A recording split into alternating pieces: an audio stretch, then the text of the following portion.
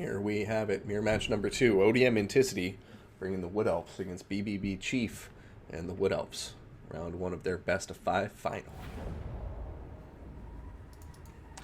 And here we are, loading into the map, and we will cover our blue player first.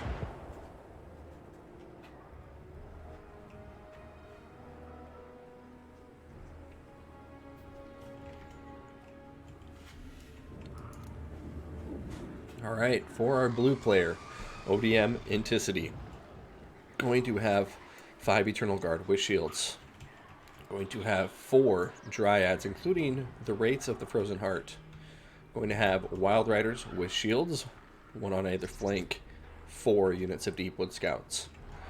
Up in the air, we do have a Glade Lord, going to be bringing a Eagle. Going to have Prey of Anathrema and nothing else. And then we have a Spellsinger of Life down here on foot with Awakening of the Wood and Earthblood. So that's going to be it for this Wood Elf army. Very straightforward. I kind of like it. Now, what will it be going up against? Well, BBB Chief in typical fashion bringing in another big build to match his opponents, and he is going to have frontline of Eternal Guard, just a regular variant, no shields on this side. So he's going to have 5 units there, then going to be bringing a backline of Dryads. We have Wild Hunters of Kurnos, as well as Glade Riders with Spears. He is going to bring an Ancient Tree Man. Got Earthblood, Call of the Wood, Scroll of Shielding, Power Stone. And then for the rest of this army, what are we missing? We have the Wild Hunters of Kurnos, which I think I said. Bonus versus large magical attacks. Those guys are forced to be reckoned with, and it looks like that's going to round out the army. So let's get to it and see who comes out on top, ladies and gents. Looks like missile superiority going to be squarely... Well, actually, no, there's 2 Way Watchers here. And actually, I lied. There's 3 Way Watchers. So 3 Way Watchers, 4 Deepwood Scouts. Interesting situation here. Way Watcher's going to open fire, but unfortunately for them, Glade Lord is an expert dodger of missiles on top of her Eagle.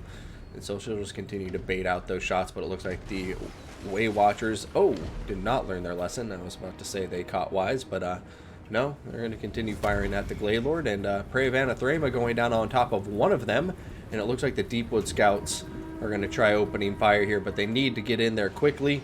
There goes the first volley, and that might be the only volley they get before it wears off, but it's going to do half damage on top of these Way Watchers. So beautiful play, Earthblood going down, but the Way Watchers have already lost some models. And looks like the Deepwood Scouts are going to strike first, but also going to be taking some damage in return. However, when it comes to a Way Watcher at that health and Deepwood Scout at that health, we already know which trade is better.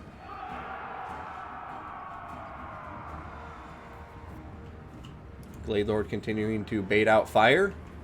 One of the Way Watchers, actually 36 out of 45. It still has a good number of models, only lost 9. Right here, you see Dryads getting shot down by the Deepwood Scouts. Glade Lord continuing to just fly around here and harass the enemy with his bow.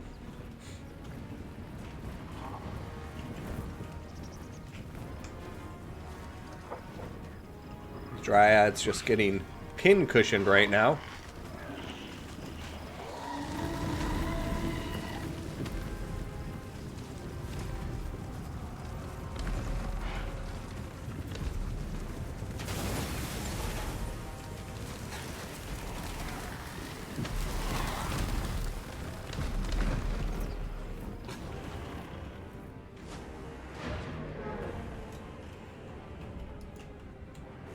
Balance of power is dead even, giving the edge right now to our blue player, Enticity, as I think his Deepwood Scouts are getting the better of the trades right now. He's shutting down almost at this point an entire unit of Dryads. That will help, especially in this, considering both of these builds are pretty evenly matched in terms of infantry count.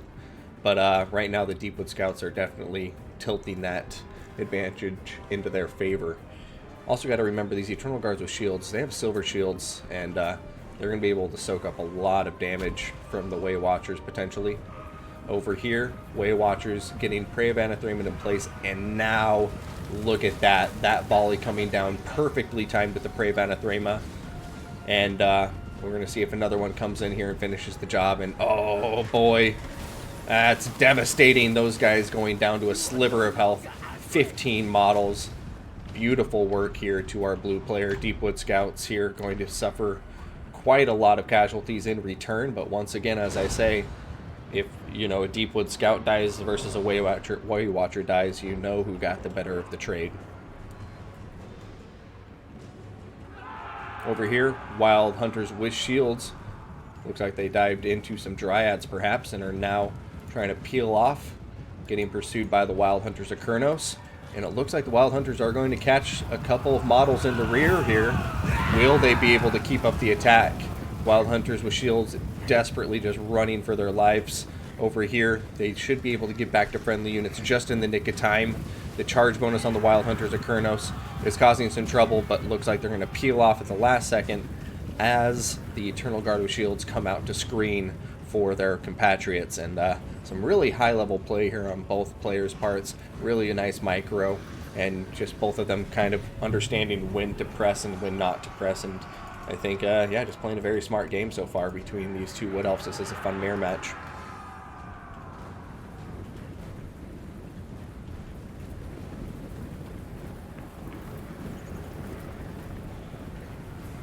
Wild Hunters of Kurnos pushing forward. Gladelord has one more Prey of Anathema in her pocket, so we'll see what happens. Oh no, the Eternal Guard getting charged at an awkward angle, getting hit on the flank in the rear. Wild Hunters of Kurnos getting pinned in place, and yeah, there it goes. They're not facing the right direction for their shields to have any effect, since they do have silver shields. And that Prey of Anathema reducing their missile resistance by 22%. Hey, thank you so much for the $5 donation, JDFGH. I really appreciate it, my friend. Oh man, but yeah, that Prey of Anathema unfortunately not completely capitalized on, as they did get unnetted. One last volley going off. Looks like it's going to do a good amount of damage and kind of negate that Earthblood upgraded that just went down. But right now, both players playing this just beautifully. Over here, though, we are going to see that the Wraiths of the Winter Heart, along with these Eternal Guards with shields, are going to win that combat handedly against that Dryad. And just right now, it just seems like blue is doing such a good job of eliminating units from the field completely. However, over here on this end, it does look like Glade Riders with spears, who are losing in combat to these Wild Riders, are now getting supported by some infantry, and that is completely changing the combat. And right now, our blue player may lose one of his only 2 cav units on the battlefield. Got to keep in mind that no matter how much damage is done in the initial games can be won single-handedly by mobility alone. So whoever wins this cav engagement in the long run will have distinct advantage.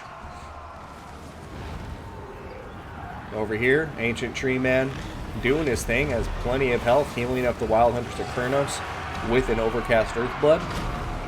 Dryads are wavering, getting close to routing. Over here, Wraiths of the Frozen Heart in combat against some regular Dryads, in which combat they should win handedly, but not with the Winter Heart Guard hitting him in the side.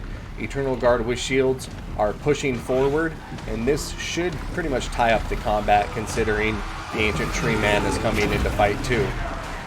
Over here, Gladelord helping rout these Eternal Guard, who are guiding sandwiched between Wild Riders and another unit of Eternal Guard. And we have the Deepwood Scouts, who are still alive, healthy, and high on ammunition. Got some Way Watchers back here, who are also healthy, alive, and high on ammunition. Wild Hunters of Kurnos trying to get into the back line, and they have some Eternal Guard with them to help. And oh, a big charge coming into the side of these Eternal Guard and Dryads. Earthblood once again going down to support. Deepwood Scouts unloading a volley on top of the Wild Hunters of Kurnos, who are once again turning around to retreat. Fortunately for them, there are no more Prey of Anathemas on the field.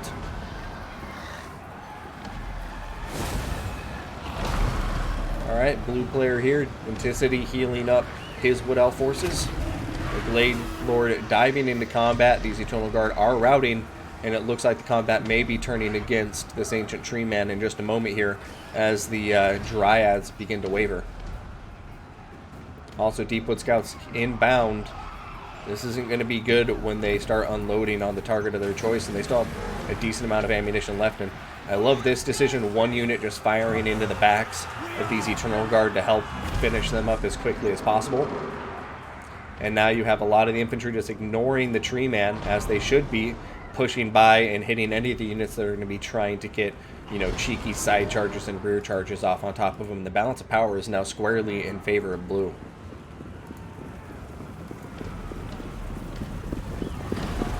Our arrows will blot out the sun.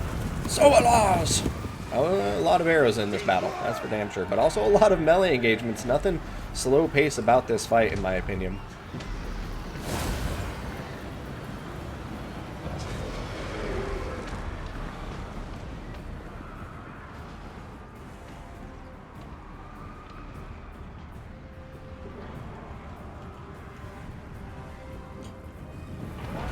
Ooh, Spellsinger over here in combat with the Glade Riders.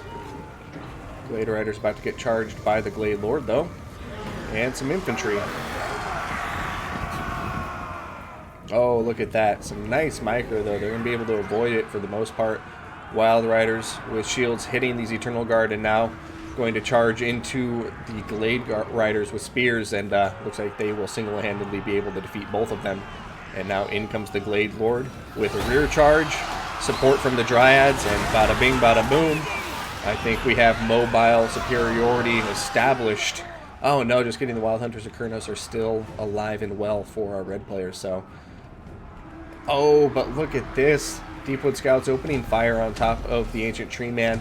It is getting bogged down by Eternal Guard, as we all know. Armor piercing and a bonus versus large on top of them, making them very nicely suited for dealing with this large single entity.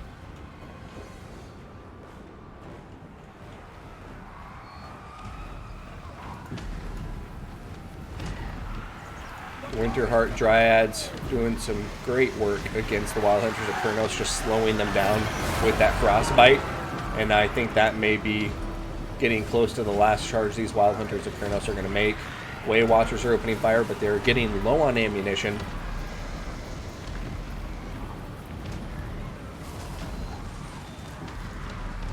Deepwood Scouts, two of the units still have a decent amount of ammunition. Nothing crazy, but I'd argue probably about 4 shots left or so.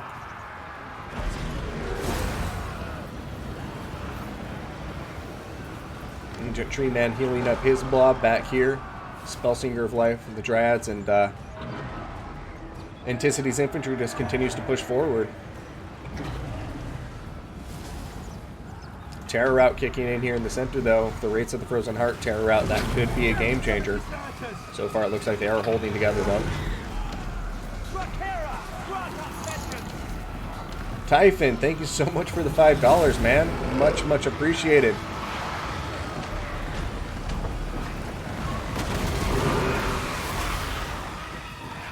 Ancient Tree Man just having a field day smashing this infantry up, and the infantry is going to ignore them completely and just start pushing out here after the Wild Hunters of Kurnos. The Glade Lord should be able to finish them off.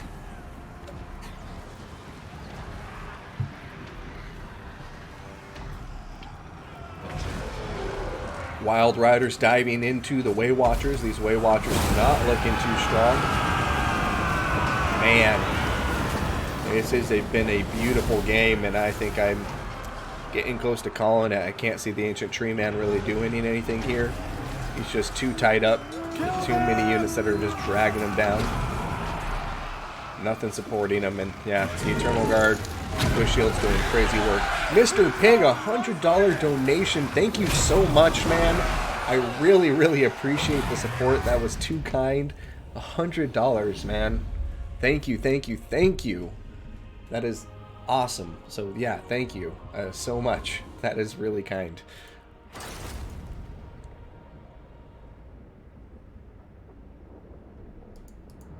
But yeah, let's go ahead and keep on going from there. ODM Enticity doing some crazy good work, and I just got to go back and say once again, thank you so much, Mr. Pig. for the follow and for the donation of $100. That was crazy, crazy nice of you. So thank you, thank you. But yeah, back to this battle here. ODM Enticity. Hey, JRD, thank you for the follow. Now, okay, I need to get to the battle, right? Breakdown of the replay. Glade Lord here, doing some good work. Honestly, just I like to pick on the eagle, flying around, harassing, using those Prairie of Anathremas. I think some of the Prairie of Anathremas really good. Some of them left wanting, but it's not necessarily his fault. You know, I think it's just a good pressure from his opponent, rushing in, pushing these Deepwood Scouts back with the Glade Riders and the Wild Hunters of Kurnos. That saved the skin sometimes of some key units, but at the end of the day, Enticity, just his micro's on point. He was winning the skirmish engagements. I mean, these two Way Watchers paying for themselves, doing very well. This one, though, getting shut down pretty hard, and that's some hard value lost. Whereas these guys across the board paid for themselves. I mean, this guy just underperforming, but the other guys getting double their value or more. The Wraiths of the Frozen Heart, I love that pick. I think that's just smart in this matchup, especially a mirror matchup, because both of the players, you know, equally match in terms of speed, and you know, Wood Elves rely a lot on speed to pull in and out of combat, especially Wild Riders and things of that nature. And the Frostbite on top of these units, just a beautiful play, and just really well placed and well timed Earthbloods across the board. So I mean, yeah, both players going for similar styles besides the leadership choices, but I mean, spell choice is pretty much the same. But in the end of the day, it just seems like Enticity leaned into it a little bit more.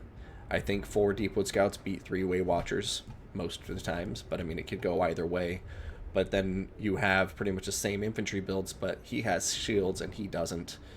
The extra Dryads didn't end up working out because the Deepwood Scouts were able to shoot them down out of existence before they can close the gap. And the Way Watchers weren't able to do the same in return to this infantry because they have silver shields, and that's not a good trade.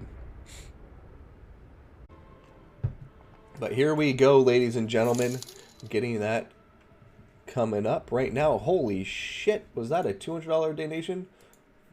Yeah, for the tournament thingy. $216 donated to the tournament. Boop, boop, boop, boop, boop, to the Warhammer World Cup. But here we are, ladies and gentlemen, ODM Enticity, the Vampire Coast versus BBB Chief and the Greenskins. This is round 2 of their best of 5 final. Yeah, 216 to the World Cup just now, people. So this is what it feels like to be big time if it was for me. All right. Come on. Load into the game, folks. Let's not have any lag. Wow. A lot of models here. So let's start with our red player for this time, since it is round 2. And BBB Chief going to be bringing 2 goblins, the Warlord's Boys, Savage Orc Biggins, 1, 2, 3, 4 of them, and make it 5 of them. And then we're going to have another unit of Savage Orc Biggins. We're going to have Savage Orc Error Boys, it looks like 5 of them. Now, other than this, we are going to be looking at Forest Goblin Spider Riders, 1, 2, 3, and 4 of them. We have a Goblin Great Shaman on foot for the leader. You're going to have Don't Even Think It, or Don't Even Try It, my apologies. Arcane Conduit, Gork'll Fix It, and Vindictive Glare. Thank you very much for the donations. I will check who they are for after the game. So, and Vindictive Glare on top of that Goblin Great Shaman. Other than that, what am I missing? I gotta be missing something. Some ROR over here in the trees. Oh, there's the Warlord's Boys. So, not even the 8-peak loonies. An interesting greenskin army from Chief. Over here for Enticity, going to be seeing the Vampire Coast in blue. Got 3 units of Deckhand Mob with 2 polearms making up the front line. And then in the back, we're going to see 2 more Deckhand Mob and a 3rd polearm holding down the center here with the Shade Wraith Deck Gunners and a single unit of Mortars. Also going to have the Lamprey's Revenge And the Gallows Giant. I absolutely adore the Gallows Giant. We will see if it is made into a pincushion or if it is able to burninate some greenskins for us. Now for the mobility, looks like they'll be playing defense. We got Scurvy Dogs in the back line to support the slow infantry, and I absolutely love that pick. You got to have the mobility, a little bit of mass to help support your backline so your range units don't get shut down too quickly. For the leadership, we have a Vampire Fleet Captain with the Lore of Vampires, Invocation of Nehek, as well as the Drowned Dead. She will be on foot with the Sword variant. Up in the air, we have Luther Harkin flying a Deathshriek Terrorgeist, and he's going to be bringing absolutely nothing besides himself and a Terrorgeist. So that's going to be it. Looks like the Greenskins from Chief have 2 of the Forest Goblin Spider Riders Vanguard deployed in the... Oh, just kidding. Just one of them Vanguarded in the rear. And Scurvy Dogs playing some defense. I'm not sure if they're going to try and catch them, corner them, because they could potentially shut down those Forest Goblin Spider Riders and get some free value. As you can see, very much in the corner. If he plays his cards right, you can catch them. Bangor, thank you for the $75 to the Warhammer World Cup. Everybody, tell your mother, let everybody know that they need to donate to the Warhammer World Cup, and we're going to make some serious money.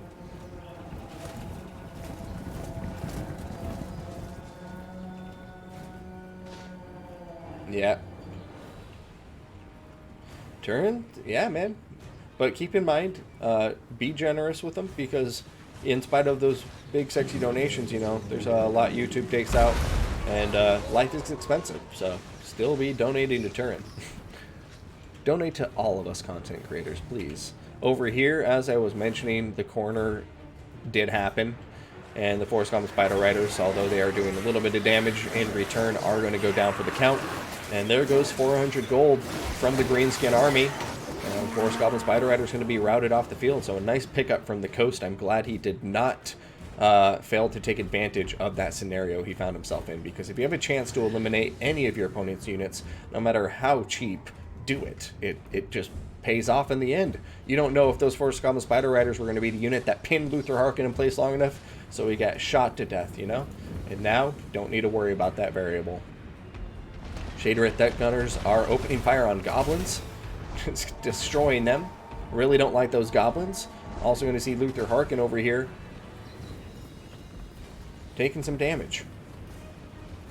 But as we all know, he's slippery, he's tanky, and yeah, he's crazy. Oh my god, $567 to the World Championship, everybody. Give some love to that guy.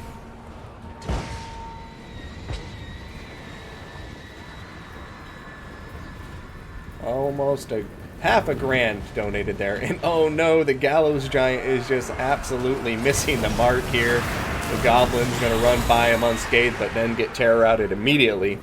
So, really not a good trade for the Greenskins. But Goblin distracting the Gallows Giant. But oh no! This is where it shines, is when it gets shots down the side of units. And it's going to do some serious damage there just from that small connection. Terror kicking in. And right now, Greenskins having some trouble. And it looks like the Gallows Giant is actually getting value. But Savage Orc Era Boys are closing the distance, and as soon as they start opening fire in a serious way, who knows what's going to happen from there. I would love to see that Gallows Giant turn and shoot these Orc Biggins, since they're right next to him. And it looks like he's gotten the memo. Nope, he's shooting these Forest Goblin Spider Riders, who are also at a wonderful angle. And oh man, they're going to take some serious damage, going down about half health here. And there goes a Zombie Pirate Gunnery Mob Summon. Something I don't see often enough. Happy to see it here. It should do very well against the Greenskins. And right now, Empire Coast coming out swinging and looking strong. Goblin Great Shaman running away. Luther Harkin, at this point, could probably kill him at his leisure, but there are Forest Goblin Spider Riders nearby to help defend that Lord.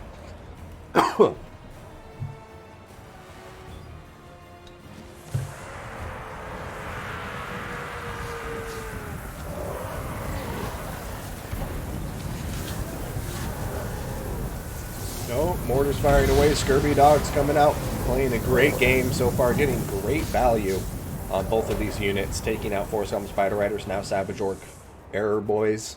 The Gallows Giant still getting shot down, and is taking a lot of damage, but I think an Invocation to Heck could have it right back up to good health.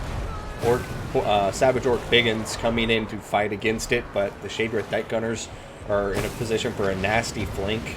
And the Gallows Giant is burning them away, but it's got to be careful. Biggins, nothing to be trifled with. In comes some Scurvy Dogs, though. Oh, Shade Wraith Deck Gunners opening fire. Kind of looks like the Alien Fire in Independence Day. And, yeah, the Savage Orc Biggins going to just start routing Scurvy Dogs, chasing them to make sure they don't come back.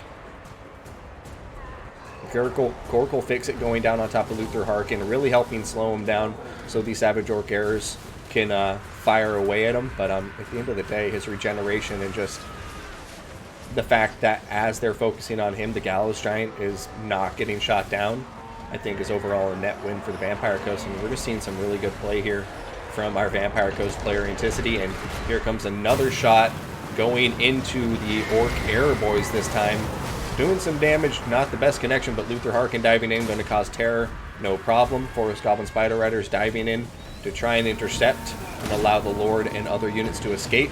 But at this point, Gallows Giant just going unopposed as long as these Savage Errors are shut down. Also got to remember, Rotting Promethean Gunnery Mob still full health. Lamprey's Revenge has passive regeneration as well, so this is just looking pretty good. Over here, we got Orc Biggins getting on top of the Necrofex Colossus, though. Shade Wraith Deck Gunners once again unloading on him, but Invocation of the Heck going down, upgraded, hitting both of these units, but will it be enough? Right now, Gallows Giant looking like he may go down. 800 HP.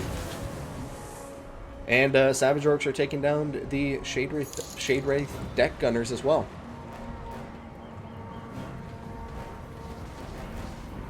The Warlords boys coming into combat to help out. Over here, Goblin Great Shaman running away from Luther Harkin.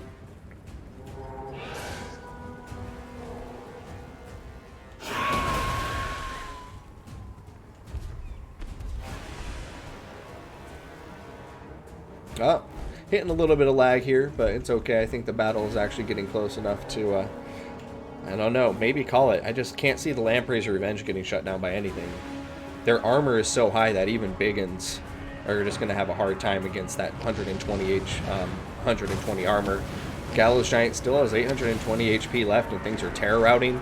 There's no missile pressure coming in on it. And one more Invocation of the Heck, it has plenty of room to heal. So unless the Greenskins get something going lickety-split, I don't see it happening. And right now, Luther Harkin, terror route kicking in on the Forest Goblin Spider Riders. Otherwise, as I say, he's in a precarious situation, but he's going to be able to get in the air. And now I think these Savage Orc Air Boys are just unfortunately not where they need to be to get the most value. And we're going to see the rest of the Greenskin Infantry routed. And the Gallows Giant just doing some just beautiful things. You know, this is why I love this game. Because of the Gallows Giant. Oh wow, that just... they were just vaporized.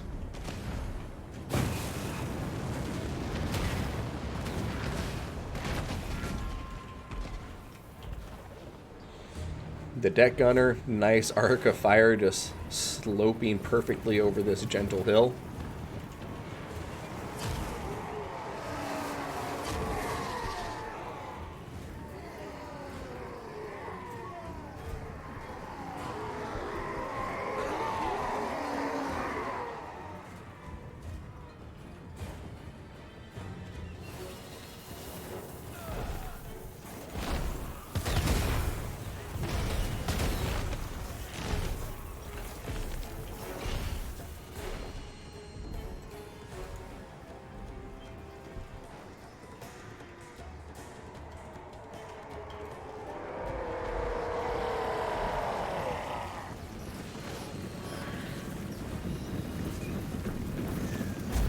Alright, Chief is withdrawn, and ODM Enticity going up 2-0, and now he is on match point. So only time will tell if Chief can bring this back into his favor. But right now, Enticity looking strong as we get ready to head into round 3. But going to the post-battle screen here, I'm going to see the Goblin Great Shaman just got shut down pretty hard here. And same with the Force Goblin Spider Riders. Some of the infantry doing well for itself, but even in spite of all the kills, not even getting its own value back for any of the infantry, actually. Except for these guys here, they did some really good work.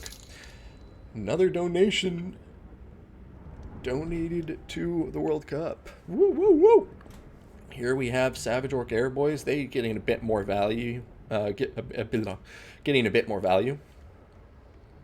But yeah, across the board, I mean, they just got roasted quite literally by the Gallows Giant.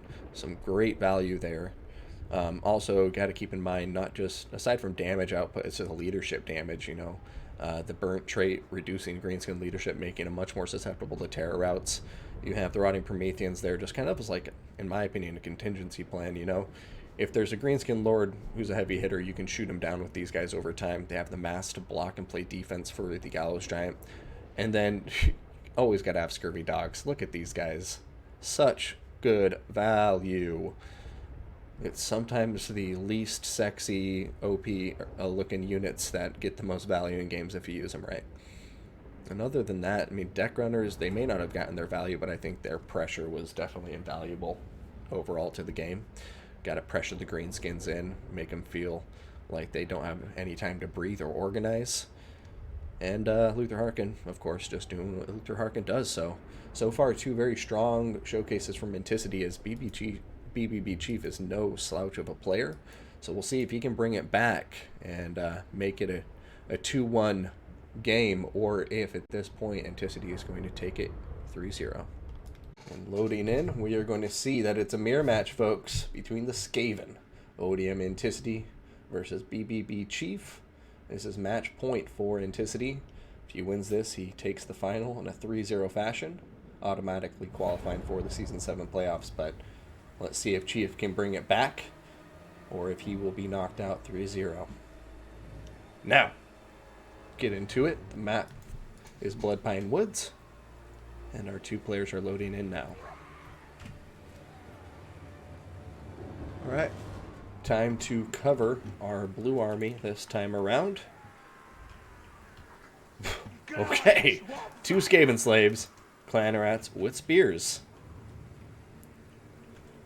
That is it for the infantry. Now we are going to have Skaven slave slings, at least 3 of them.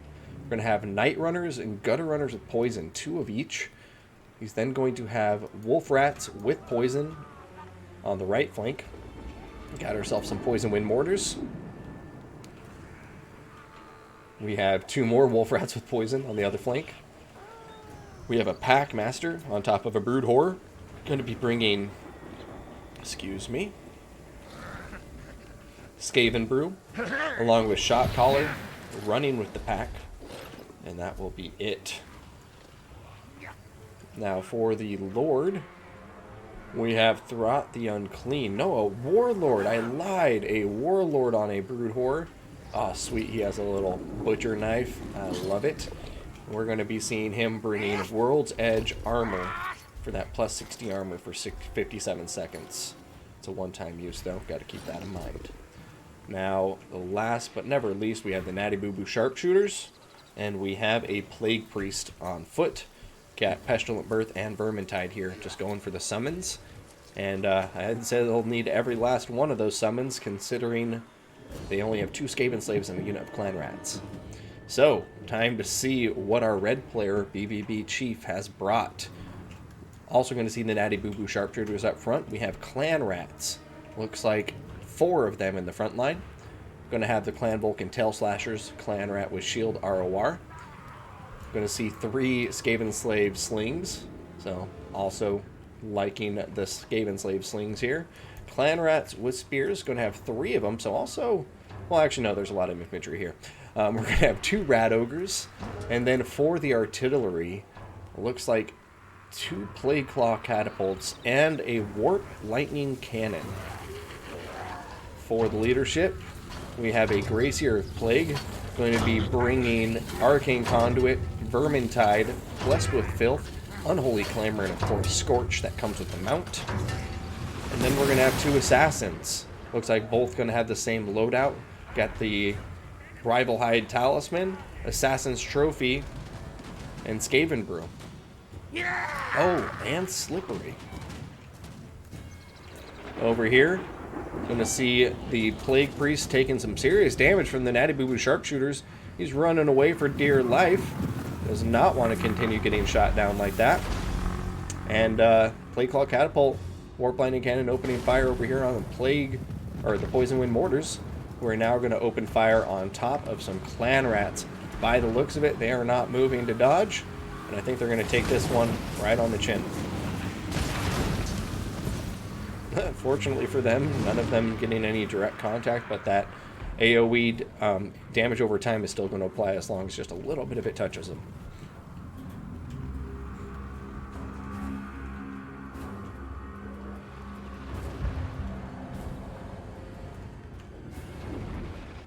Alright, Night Runners and the Gutter Runners with Poison moving forward to start shooting these Clan Rats. They are unshielded, so should be relatively easy to get them.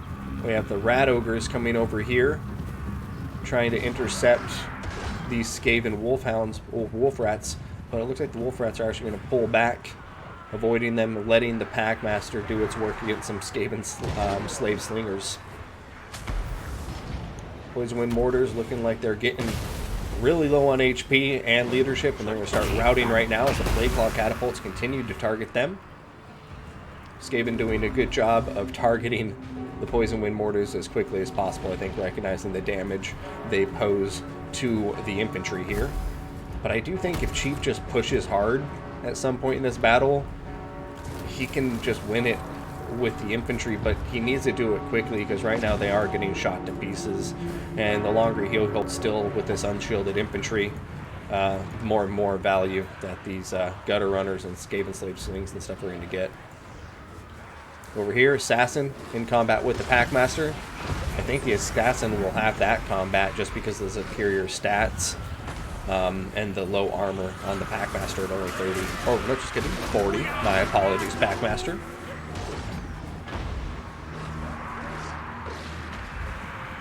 Balance of power looking pretty much even at this point. We have Enticity with the Warlord trying to shut down the Plague Claw Catapults, but an Assassin is coming in from the rear. If Rat Ogres get over here between the artillery models and Rat Ogres, that Warlord could be very well caught in place, and then the Assassin can really do some damage, but looks like the Rat Ogres are a bit too far away and they're preoccupied with these Wolf Rats.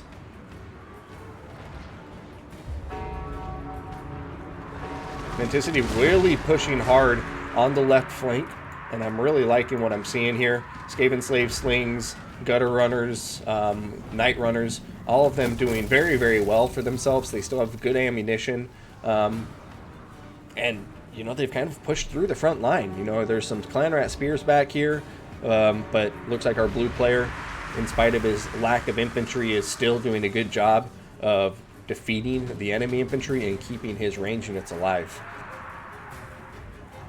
Over here, Warp Lightning Cannon, pretty much dead to right. Dead to rights, I should say. And, oh man, anybody's game though. This is so, so close.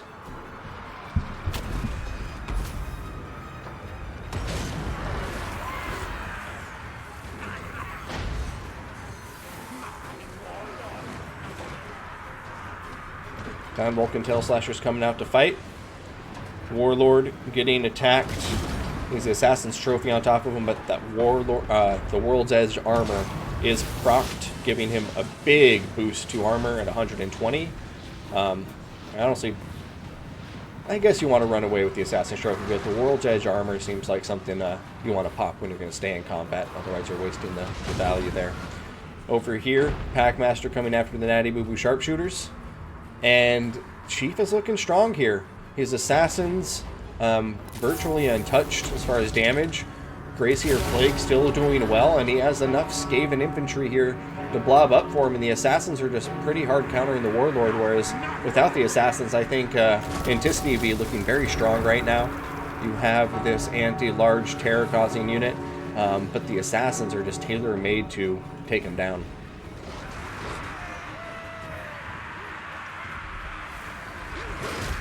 Retreat! Surrender!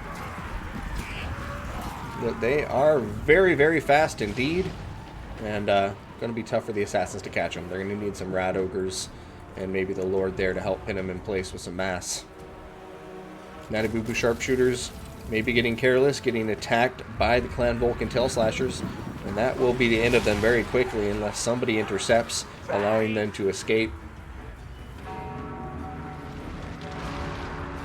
Unholy Clamor going down, and the Scorch too, on top of what appears to be some summoned clan rats, doing some nice damage. We are laboring.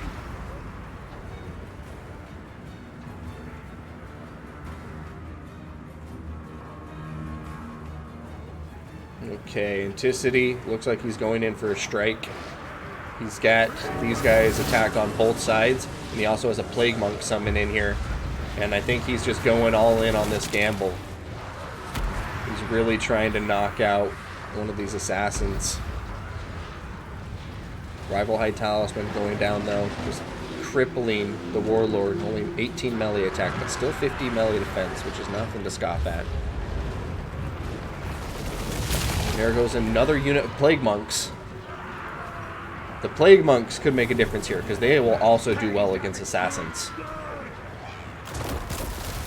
Warlord coming after the Greyseer of Plague now. Greyseer needs to be careful here. Packmaster hitting him from the other end. When the assassins just aren't dishing out enough damage quickly enough.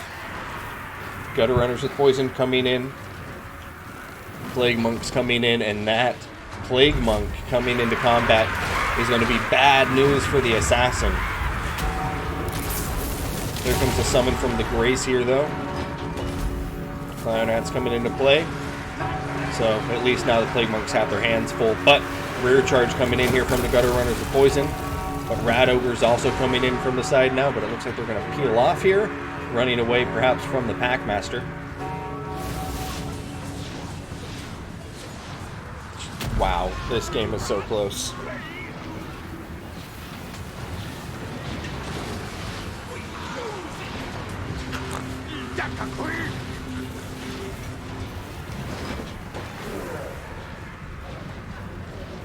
Oh, a huge knockback on the Plague Priest there from the Rat Ogre. Possibly helping, though, considering the Assassin is now farther away.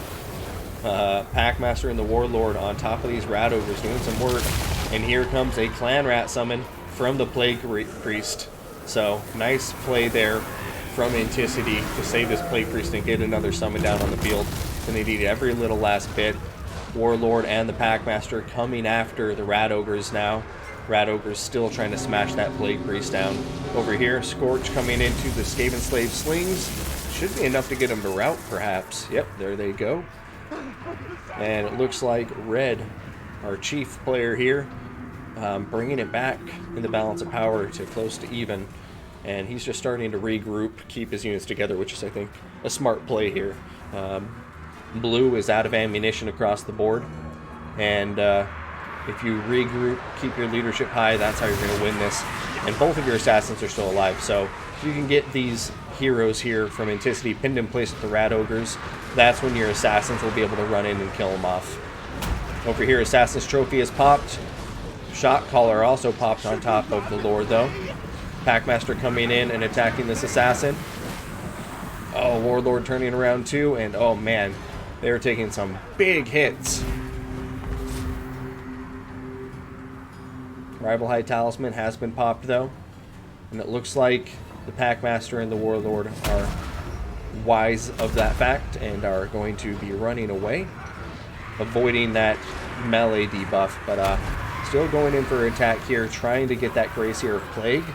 And man, what a crazy battle. Will the monsters win? Over here, Assassin chasing down the Plague Priest.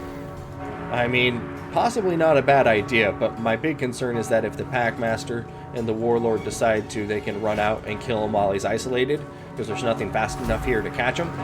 But over here, it does look like they are going to commit to this engagement and possibly just make the point moot by eliminating the Plague Priest and the Assassin over here. Rat Ogres are still fighting though, doing okay. But this Gracier is not looking too strong.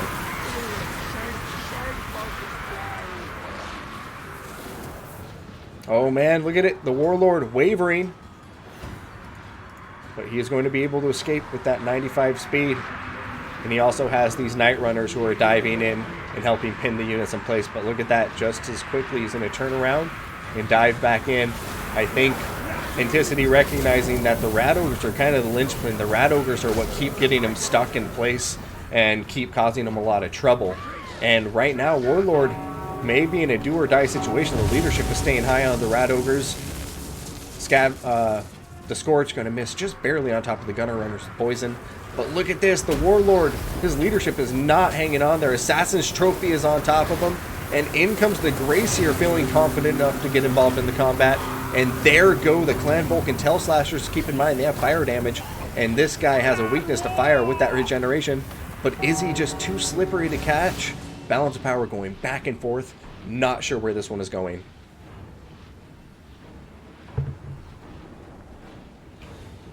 Clan Rat Spears getting attacked by the Packmaster and some Gutter Runners with poison. A nice selection here, I think, from the Packmaster, but he's going to continue forward as the Gutter Runners fulfill the attacking rule, staying engaged. Oh, and he's going right after the Lord. Lord Shot Caller is on top of the Packmaster right now, making him very deadly and a big hit. Gracier down to 550 HP. But he is also just in a bad engagement. Skaven Slaves coming into combat. They will be very much needed by the Packmaster. Once again, fulfilling the attacking role, and also, more importantly, just like buying him time and meat shielding for him. And this Packmaster really needs to... Well, actually, never mind. He's doing what he needs to do. He's killing off the Rat Ogres and regrouping with the Warlord. And actually, the Warlord looks like he's going to change his mind and start chasing down the Gracier of Plague. Unholy Clamor has been popped. Gutter Runners still in combat. Will they start routing now? Nope, they're hanging on. Leadership getting a little bit firmer. There it goes, a huge attack on top of the Gracier. Rat Ogres are coming in. Oh, but here comes the Packmaster.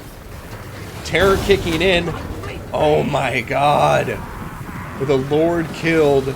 And I think Terror is going to break the remaining Skaven forces after that leadership penalty from the Lord dying.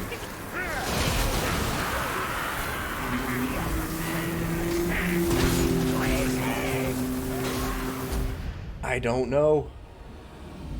Was it a victory for Enticity?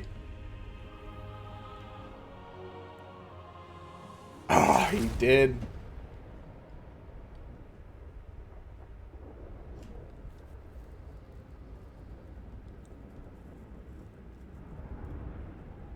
No, Chief did not bring the dreaded 13th spell. I would have loved to have seen the dreaded 13th spell, honestly. It's a wonderful spell, but, yeah. No, these guys very fast. Yeah, the 95 speed plus scurry away. Good point, Alacrity. Thank you for pointing that out in the chat.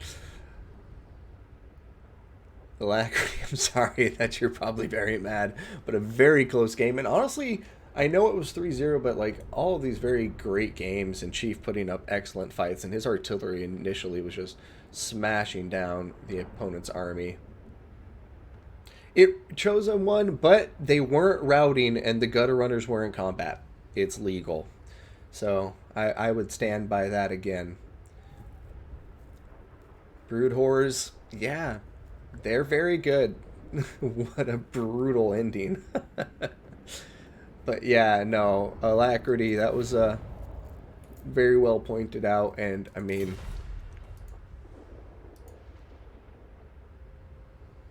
Chief saying, being a great sport about it. GG, well played, congrats. Pink Ogre Mount so slow. But yeah, great games. GG's well played. I didn't mean to exit the post-battle screen. My apologies. I was looking forward to checking out the battle damage. So, damn it. That pisses me off. But, regardless, I want to thank you all so much for tuning in today. Chief is a great sport and a great player and a great clan leader, so showing what a classy player he is, being gracious in defeat, and Enticity gracious in victory, and great games on display there for us. I hope you guys enjoyed it. I know I sure did. But yeah, sometimes it happens, and you know, regardless, I'm happy that we got to cast today. I am happy we're starting off the new year, so promising. This Warhammer Cup thing looks like it's going to be off to a rip-roaring start. Seems like we're already over $1,000 in donations now, so we should be in a really good spot. Now, anybody, if you guys do want to donate to it, once again, here is the website. Just kidding, that is not the right link. I will find the website and post it in here because, yeah, it's a great cause, and if we get enough people, enough money raised, hopefully bring enough attention to the Warhammer World Cup, maybe CA will get more involved and continue to build that relationship and, you know, have these tournaments be a more regular thing. And for those of you who are possibly new to the stream, new to the scene, and just tuning in for the first time, don't be afraid to show up tomorrow to the Fresh Recruit League. It's going to be tournament number 12. Number 12. I don't know why I said it like that. Here we go. There's the link. So sign up if you're interested in the game at all and want to play against some other people who are eager to learn and good sports. Then go ahead and sign up for the tournament tomorrow, same time. But on that note, guys, my son HW is going to be signing out from here. And until I see you next time, take care of yourselves, and I'll see you on the battlefield. HW out. Bye.